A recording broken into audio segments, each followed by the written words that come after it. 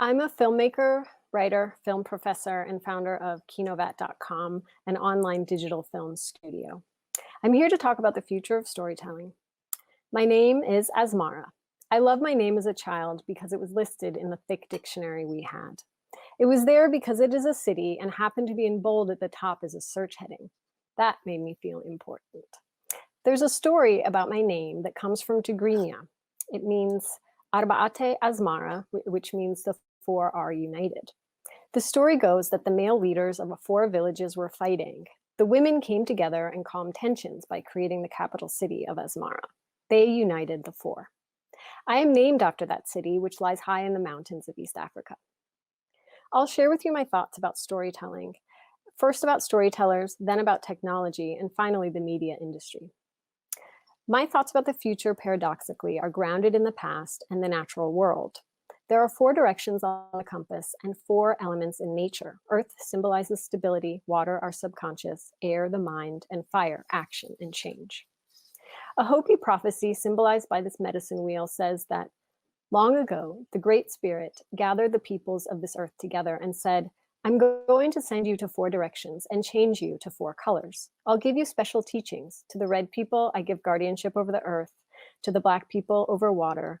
To the yellow people, guardianship over air. And the white people, guardianship over fire. When you come back together, you will share these so that you can live and have peace on earth, and a great civilization will come about. If you do not share, not only will human beings have a hard time, but almost the earth itself will die. The animated series Avatar depicts a version of this tale, a world that is out of balance with the Fire Nation having too much power. So my first point about the future of storytelling is that it has to be inclusive, not as a favor or out of pity to anyone left out, but as an urgent necessity to create a comprehensive global knowledge system. For example, I'm in California right now and concerned I might miss this talk because my power could be cut off to avoid another massive fire. Years ago, settlers in this area banned Native American tribes from performing controlled burns, which cleaned forests, thus preventing large-scale wildfires. This practice took thousands of years to develop. It is part of our overlooked knowledge system, and we need it now. Next, I would like to speak with you about technology, which some fear is burning out of control, and the future of storytelling. The term Luddite refers to someone who opposes technological advancements. The word comes from a band of English workers who destroyed machinery, especially textile mills, because they feared the machines would take their jobs. Now, we know that technology usually creates new jobs, just different kinds of them. Today, we fear robots taking over and humans becoming surplus. We are anxious that social media is a nexus of misinformation and distortion, bringing the downfall of not only democracy, but even human decency.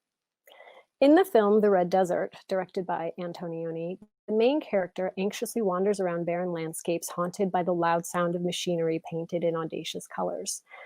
Film critics said it showed the problems of industry, but Antonioni said, you don't quite understand. The problem is not the machines. The problem is the humans who have not yet adapted. We can't solve global problems with national structures, and we need technology to unite the global community. We don't need to fear an upgrade of tech as much as we need to upgrade ourselves. We must evolve spiritually, emotionally, and psychologically to make use of new and emerging technological tools to better ourselves and society and to share our local stories internationally. As for the industry, the business of storytelling, particularly finance, is changing through blockchain technology. Film productions have followed the same globalization path of other industries, going abroad for tax incentives, so that where the story takes place has little or no relation to where it is filmed or whose story it is. This has to change. We need local hubs of storytelling. We need to develop global financial structures that create equitable pay for everyone in the industry. We need to respect the story itself, the author, and the people who live these stories, to tell stories with integrity, empathy, and compassion, to think that, well, maybe the Indians aren't the bad guys fighting to protect the land for themselves. Maybe they are fighting to protect it for everybody, including you. So to summarize, the future of storytelling is inclusive, it is high-tech, it is empathetic. It operates on a higher spiritual, psychological, and emotional plane than where we are now. It is time to unite the four directions, the four corners, and the four peoples of the earth. The four are united, Arbaate Asmara. I recently learned that Asmara also means love in Malay from Sanskrit. So let's unite the four, and let's do it with love. Thank you. Thank you, Asmara. And one of the things I like about your talk is that it is a talk about storytelling and packed as an example of how to do an amazing story. So how did you select your opening gambit that pulls us all in? With my name, or you mean the Hopi Prophecy? Your name.